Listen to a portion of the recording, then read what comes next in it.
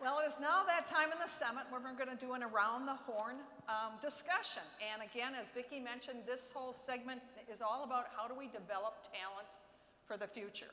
And we have three terrific people for around the horn: Greg Harchis, Andy Levitt, and Dr. Susan May. And I'd like to introduce them, and then we're going to go right into the questions. Greg Harchis, on my far right, I guess, serves as a principal of Appleton High School West, where I graduated from, yay, and has two charter schools under his jurisdiction. That's the Renaissance School for Arts, as well as the Appleton Technical Academy, focused on manufacturing. Greg believes strongly that high schools must value employability skills as much as content knowledge, and that this belief serves as a core value for all of his three schools. Then Chancellor Andy Levitt heads UW-Oshkosh as its 11th chancellor, which currently educates over 13,900 students. Chancellor Levitt is committed to improving upon student success while also elevating the institution's focus on research and development. With 91% of UW-Oshkosh's talent remaining right here in the state after graduation, UW-Oshkosh is a proud driver of talent in Wisconsin. Then Dr. May provides the leadership at Fox Valley Technical College and is offering an extensive array of dual enrollment program for K through 12 schools. Also in serving over 2,500 employers each year by providing customized employee training and in working closely with their higher education partners in New North, having served as a past chair of the New Era Board of Directors. So this morning, we've got 4 different categories that we're going to be asking these folks about, and they're listed up here on the screen. And the first category is going to be partnerships between K through 12 colleges and universities right here in the region. What I want to do is first start with you, Andy. And the reason I want to start with you, Andy, is that you're relatively new to our region. And so share with us, what is your perception coming from outside the region into the region to tell us what you think of educational institutions here in northeastern Wisconsin and the whole thought of collaborating? Well, first of all, good morning, and I'm delighted to be a part of it. I'm honored to be a representative from the UW system. Of course, Chancellor Gary Miller is here today with us. Also is Dean Martin Rudd is also with the audience today from the UW colleges and extensions. I came from Georgia approximately 2 years ago, and one of the things that really drew me to Wisconsin, it wasn't the beer and the brats. What drew me here was the incredible sense of progressiveness that this state has always projected to the rest of the country. And I think that's really important. The Wisconsin idea brought me to this state that propagated through the UW system. The sense of public good that there is in this state, the fact that we care about our communities and we care about each other. That's what brought me to this state. And when I came to this region, I could not imagine my good fortune in discovering a region of approximately 1.2 million people going from Fond du Lac up to Green Bay that has an unprecedented array of higher education options with the private institutions, our technical college system, and of course the UW here as well. I know that President Tom Kunkel's here today as well from St. Norbert. So we have an unprecedented array of higher education options in this part of the country, and I should say part of the state. Just as a little test here, I'd like to have everybody who has a degree from any of the institutions in the New North, technical college, 2-year college, 4-year college, private, raise your hand. Wow, impressive. Yeah, it is. It's a very impactful system that we have here, and it all works very well together. Excellent, excellent. Greg, high schools like yours across New North collaborate with both technical colleges and universities to offer courses that offer college credits through dual enrollment programs. What do you see as the benefits of these offerings to your students as well as their families? Well, let me start by saying, prior to 2010, as a high school principal, I would shake the hand of a senior on graduation day and wish them well, never really knowing if we had prepared them well for their future, whether that was post-secondary or not. But over the last 6 years, we've worked with a company to track our graduates. So we know which graduates go on to college, which do not, What do they major in? Are they finding success in college? And the real interesting thing for us has been, up to 2010, we would survey students and our seniors would tell us 80% would say, I'm going to a four-year college. Well, what we found is that between 45 and 50% actually go directly to a four-year college. So when we started looking at this information in 2010, we were coming out of a recession, 2008, 2009. We had thought that more students, more of our graduates, would be taking the more affordable route, which can be a two-year college, a technical college. But that was not the case, and that has not ever been the case. Through bad economic times, through escalating college tuition costs, we still have between 45 and 50% of our students going directly to four-year college. That doesn't change. And that data, we now have 14 years of data that tells us that. What we did see is that between 2003 and 2010, in those 7 years, the number of kids from the Appleton Area School District that went on to a post-secondary two-year program college decreased by half. So it's that population that was most affected by the college tuition increases, most affected by the economy. And so that's where we started to look at dual enrollment credits. Just about that same time in 2010, I attended a conference where I had a chance to hear from representatives of the School District of Indianapolis and the School District of El Paso, Texas. And what they had found is that when students are enrolled in college-level courses at the high school level, earning college credit, they're more likely to attend college, they're more likely to persist in college, they're more likely to graduate from college. And it is over the last 6 years that we've really built our dual enrollment course options with Fox Valley Tech. Our CAP classes with UW-Oshkosh. And I know up here in Green Bay, NWTC has done the same thing, UWGB has done the same thing. So it's not that top 50% of our students that we're looking at. They're going to be fine. They're going to go to post-secondary schools. It's that next 50% that we need, or we won't be able to replace the baby boomers that are retiring. And so dual enrollment credits is one important piece to that. The benefits are it's tuition that they don't have to pay. Okay, there is no cost when we dual enroll with Fox Valley Tech. If we dual enroll with UW-Oshkosh, it's a very limited, it's about 40% tuition. So it saves kids tuition. They can get as many as 15 college credits, which saves them the tuition, the time in college. But most important for kids who are not sure if they're college material, doing college level coursework while in high school gives them the confidence to know that they can attend college and they will be successful. Excellent. Susan and then Andy, are you being encouraged by the state to help drive dual enrollment programs? The technical college system is absolutely being encouraged by the state to do that. In fact, it's one of the criteria today that exists for our outcomes-based funding model from the state. So it's definitely encouraged through that funding model. I can tell you that the work we've been doing in dual enrollment, we currently this year are serving about 4,000 high school students through dual enrollment credits. And I will also share that that has about tripled in the last 5 years. Excellent. So you can see that that sort of incentive to do more of that work is definitely paying off. And that's true really across this region and across the state of Wisconsin. Excellent. Andy, the same for you? We certainly have been encouraged by the governor. Governor Walker has asked the UW to create 1+3 programs so that it's as Greg had suggested that we want to try to have a student complete a full year of college before they leave high school. And so through the dual enrollment options we have either through the technical college or the UW, we can achieve that. So our CAP program, which stands for the Cooperative Academic Partnership Program, has been around for 40 years. And right now we have over 4,000 students across this region that are enrolled in CAP courses through the high schools. And so this is a way we can address a college affordability issue. If a student is taking UW classes at a greatly reduced rate in high school, when they hit the college scene, they don't have to borrow as much money, they don't have to spend as much time in college.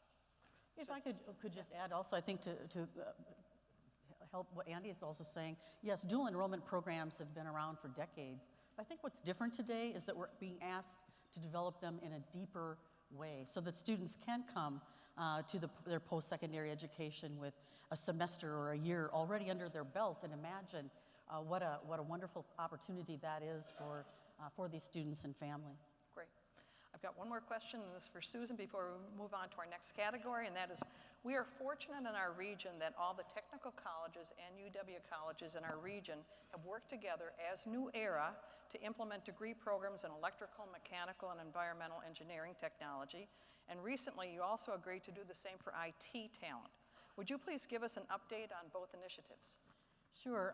For those of you that may not be aware, New Era is a collaborative of the 12 public higher education institutions here in the New North. We have been in existence now for about 15 years. And yes, one of the big projects of the last few years has been the engineering program track that you're talking about, Kathy, which is well underway at this point. We are actually, and this is, by the way, where students can begin their engineering program at any of our institutions and then complete either through UW Green Bay or UW Oshkosh. As of today, we have about 300 declared engineering majors through this program. And Andy tells me that they are about to graduate the first cohort of students here in the spring. Terrific. So we're also recently then taking on the IT challenge, really thanks to the impetus of the IT Alliance and the needs that they have identified in this region for IT talent. Our faculty are working practically as we speak on 2+2 programs in the IT arena that will hopefully give students the opportunities again to start at one place and finish at another and help build that IT talent pipeline. Terrific. Great. We all appreciate what you guys are doing. So thank you. Thank you. So now let's move on to partnerships with companies in the region. Greg, Appleton High School West has made a great effort to address the needs of manufacturing sector through the A-Tech Academy that you launched 3 years ago. How were employers involved in getting this charter school started, and how have you collaborated with other companies to partner with your programs and your students? So a little over 5 years ago, Jared Balin, who's the president of Eagle Plastics, it's a small company in Appleton, he approached me with a concern. He said, Greg, I cannot find enough machinists. I have jobs that I am trying to fill, and I'd like us to do something about it. He said, we need to do something to promote skilled trades to high school students. And so the real key there is Jared didn't say, you need to do something about this. He said, we need to do something about this. And Jared and his company has been with us every step of the way as we developed this 75-student charter school that focuses on manufacturing. So we had talked to Jared, and we have conversations often with Fox Valley Tech, and we just looked at some of the other areas of manufacturing where there was a need. And so we decided to focus on machining, welding, automation, and mechanical design. And so that's what we focus on, those 4 areas. And so with our school, with this charter school, it has 3 entities that support it: the Appleton Area School District, Fox Valley Tech, and local manufacturers.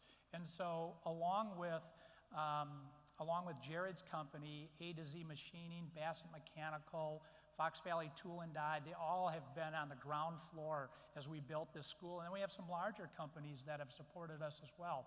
Oshkosh Corporation, Miller Electric, Myron Construction, Bolt Construction, they've all been involved in our school. And I think what's really important is that outside of manufacturing, other companies can be involved.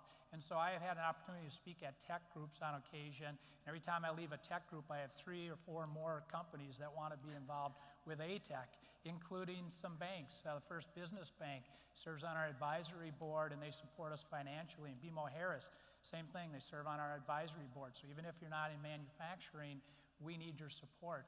And I think the most important piece about A-Tech is it's not a model that cannot be replicated elsewhere. There's no reason that this model for education can't be done in other communities and in other areas. I would love to see a school that would focus on IT. I think that would be something that a lot of students need. Obviously, Susan talked about that. And so this model for education is not anything special.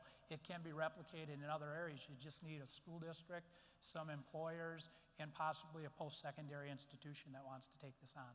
And I know in our pre-talk, Greg, you said that you're getting companies from way beyond the geography that you normally service. So I know that there are great examples in other communities. It's just so you know that, is that fair? Yeah, absolutely. I've been overwhelmed, with companies from Oshkosh to Green Bay that want to be involved. And I know Sheboygan has some great things going in terms of their connection between manufacturing and their school district. So the more we can all get involved with our school districts, that'd be fantastic. Absolutely.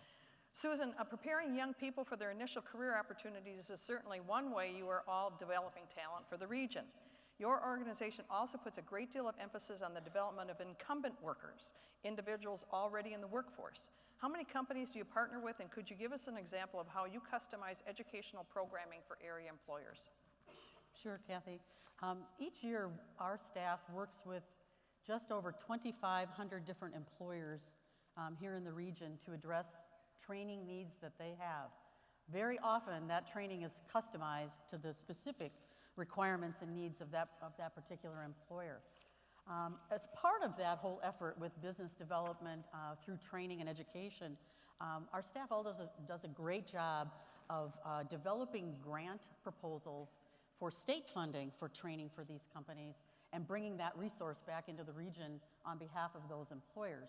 And the example I'd like to briefly share of something like that that has been very successful in the Valley has been a grant. It was actually about a $600,000 project. It was a fast-forward grant application that we worked with a consortium of 8 different companies across the region, as well as the Fox Valley Workforce Development Board in advancing that proposal.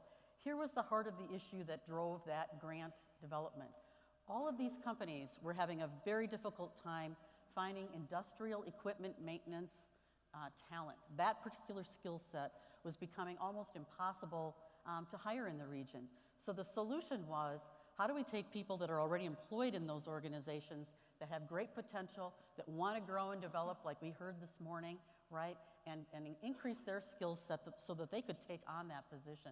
So working with these companies, and as said, Fox Valley Workforce Development Board and ourselves, we've customized a program that is developing many of these maintenance technicians for these companies. Hoffmaster, Sargento, Wapaka Foundry are just some examples of the companies that are part of that consortium. Terrific, great example.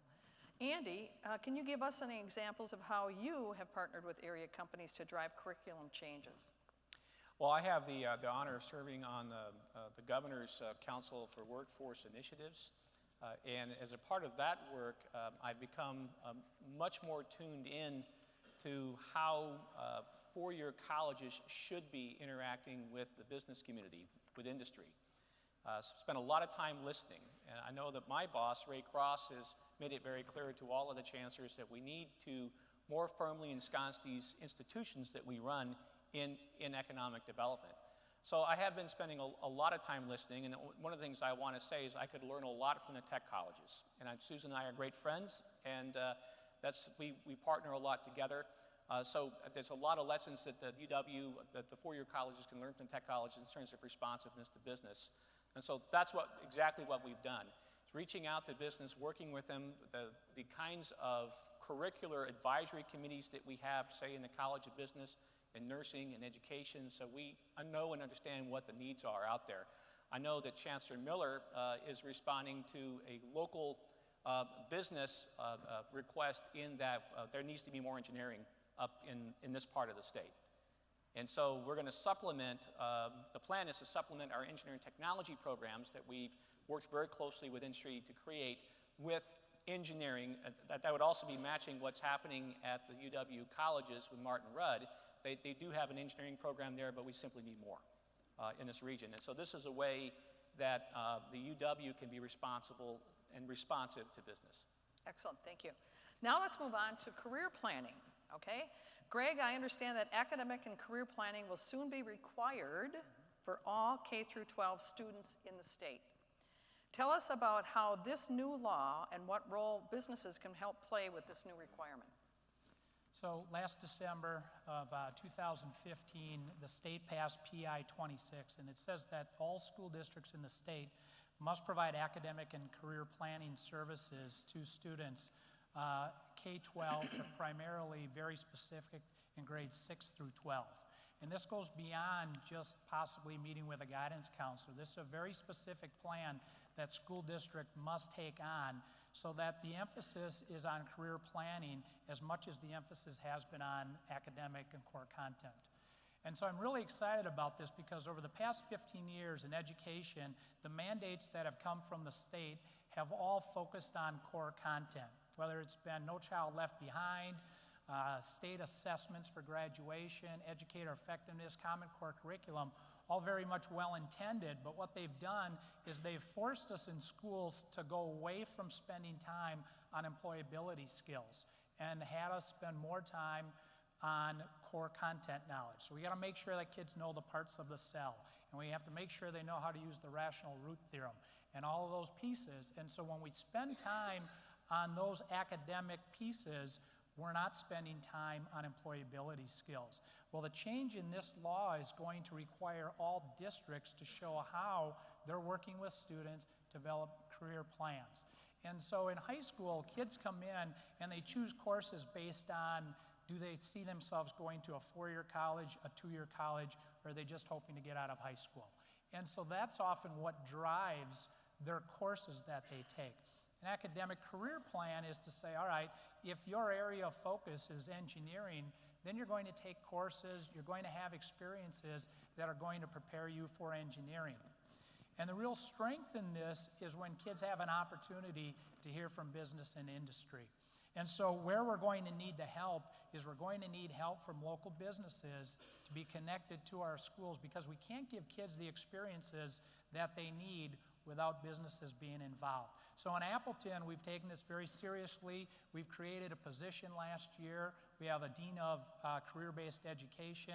Green Bay School District has done the same thing. Their entire job is to make sure that we are implementing career planning in 6 through 12.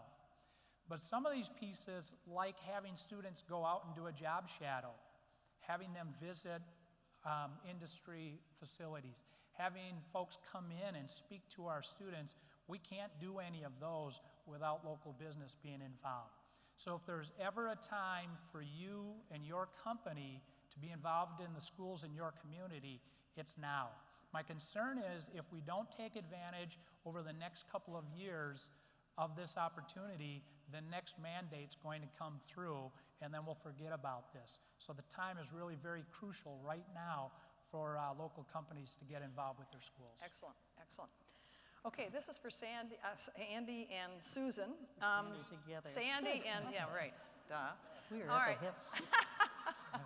Like many of us in the audience, me included, when we went to college, we had no idea what career that we wanted to pursue.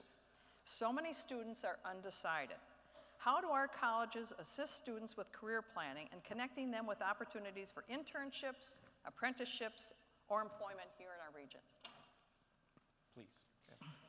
Well, Sandy, thanks. Thanks, Sandy.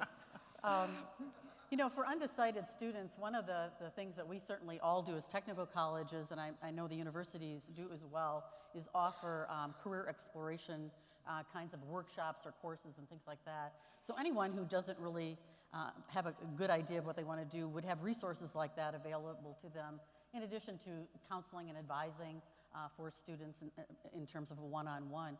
What I would say about connecting our students and graduates to employers are a couple of things that we're doing that you might be interested in. First of all, every one of our degree programs have advisory committees, employer advisory committees that advise our curriculum in those programs. And we always welcome employers to be engaged with us in that process, because that's what really helps us to ensure that our curriculum, our programming is relevant to the needs of today's workforce. We also have a system in the technical colleges called Tech Connect. It's a job posting system that many, many employers across the region use to actually place their open positions with us. And when those positions are posted in Tech Connect, they are available to technical college students and graduates all across the state of Wisconsin. So a great resource for making known what your opportunities are. Last year alone, Fox Valley Tech's district had 10,000 jobs posted. Wow. Looking Impressive. for graduates that we provide. So the demand there is obviously great. We also do a number of things each year, including regular industry sector job fairs where we actually literally connect employers that want to attend that job fair with the students and graduates, and in those cases, really anyone from the community who want to come in and connect with employers along that line. And then, of course, the internship opportunities in many of our programs. Many of our programs also tour various companies in the region each year as well. So those are a few things that we're doing to help connect, as I said, students and graduates with employers in the Excellent, region. very impressive. Thank you. Andy? By show of hands, how many of you changed majors in college? Yeah. That's kind of the way I changed my major actually 3 times before I settled in on chemistry as the final one. 19% of our students come in as first-year students who are undecided. And that's okay. I always like to say, they say, well, they're undecided. And I say, well, you know, you can do anything with that major. It's pretty amazing, really. Very versatile major. And really, I think it's a great thing. And I'll tell you why. It's because if you want to hire a baccalaureate-educated person, they will have gone through a core curriculum, which is a liberal education. And that's a very important thing. When you have people who go through the liberal education part of the 4-year degree, that's where they find themselves. That's why so many of you change your majors. That's because you think you want to do one thing, but in the end you end up doing something else, as certainly I can attest to. So we have to support those students. Certainly internally within the universities, we all work very hard to make sure we have articulation agreements between colleges so people can move between one college and another and not lose a lot of credit in that way. Career counseling is huge. As Susan said, we have a very robust career services at our institution. Most of the UWs do as well, that helps students from the time they step on campus to the time they graduate. And then there's the internships. 3 of our 4 colleges require internships as a part of graduation. That's the College of Business, College of Education, and the College of Nursing. All 3 of those colleges require some type of professional skills training prior to stepping out into your environment. So that way they know how to shake your hand, they know how to make eye contact, they know which fork to use at a dinner, they know how to show up on time, all those kinds of things. We teach those skills to our students before they go out on into internships. And so that way they're ready to work. We need to do more. The 4th college is Letters and Science. It's a big college, as you can imagine, a lot of diversity there. And we need to expand those kinds of skills into there. But it's the internships. And again, that really speaks to the power of this region. Look at this room. Look at New North, all the things that entails. So, we have unparalleled opportunities for our students to get out and get work experience while they're in school. You are the classroom. You are an extension of the colleges and universities that you support here. When our students go out and work for you, they are learning. And you are great and patient teachers, which we appreciate very much. Great. Okay, our final topic today is how do you attract students to the region? Now, clearly the businesses community out there is doing a lot of good work in attracting talent. You heard a lot of examples today of how we can do an even better job. So, how about you guys? Susan, to what extent do the technical colleges have students from other states or countries studying here in our region? And is it possible that some of them will stay? Yeah, we occasionally have people come from other states to pursue education with us. We certainly serve many, many people who are actually moving to the region permanently and are new to our communities that we are serving. What many of you may not realize, though, is that every year we serve about 200 international students on our campus. They come from over 60 countries all across the world to study technical education programs with our college. So we have a very widespread attraction from the international market. I would add one other thing that might be of interest to you in terms of what we're trying to do along these lines in attracting people from outside of this region. Just this last fall, both Fox Valley Technical College and NWTC opened student housing apartment complexes right on our campus. Now, these are private developments. They were designed and developed by private individuals and owners, so they're held privately, but they're serving our students very specifically. And I can tell you that just after a few months, we can already see that we right now in our complex, for instance, have students from over 53 different communities all across Wisconsin. We have 4 students there from Michigan that I don't believe would be there without that housing complex. And of course, there's where we are serving many of our international students while they are studying with us as well. I think it's that kind of an asset for all of us here in this region that will help to attract over time more and more people to come here to learn and to work through internships. And our hope is that many of them will stay here in the region. Excellent. And to you, Andy, a lot of the private colleges around the region are always attracting students from all over the country and all over the world for that matter. What about the role that our state universities play in attracting students from other states and ultimately living and working in our region? Well, it's certainly from other states. I know that our out-of-state population was never a very large percentage of the total enrollment, but it's growing recently. And the reason is that it's oftentimes is what's happening down in Illinois, which isn't so good in terms of higher education. We're a much more attractive option for them. So just at UW-Oshkosh, we've offered a new scholarship program called Titan National Scholars. If a student from anywhere in the country fits a certain academic profile, they can attend our institution at in-state tuition for 4 years as long as they maintain a certain academic performance. The good news there is that we have a proven track record of almost 40% of our out-of-state students remain in the state after graduating. It's a very sticky place. This is why you want comprehensive institutions in your communities, like Green Bay and like Oshkosh. And the reason is that we serve students who tend to be a lot stickier once they graduate. Again, 90% of our in-state students remained. We're the #1 transfer institution into institution outside of Madison in the state. So we're not only are we taking people from out of state, we're also taking people from other parts of the state, which I know, a little sensitive about, but we're moving them over this part, and it's up to you to get them to stay with the opportunities that you have to offer. Awesome. Great job, panelists. Please join me in thanking Greg, Andy, and Susan. Nice job.